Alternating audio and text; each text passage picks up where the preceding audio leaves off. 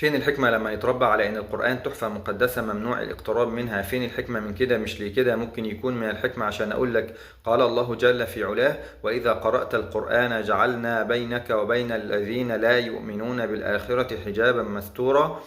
قال القرطبي رحمه الله تعالى عند تفسير هذه الآية: ولقد اتفق لي ببلادنا الأندلس بحصن منثور من أعمال قرطبة مثل هذا، وذلك أني هربت أمام العدو وانحزت إلى ناحية عنه، فلم ألبث أن خرج في طلبي فارسان، وأنا في فضاء من الأرض قاعد لا يسترني عنهما شيء، وأنا أقرأ أول سورة ياسين وغير ذلك من القرآن، فعبرا علي ثم رجعا من حيث جاء، وأحدهما يقول للآخر: هذا ديبلة، يعنون شيطانا، وأعمى الله عز وجل أبصارهم فلم يروني، فالحمد لله حمدا كثيرا على ذلك.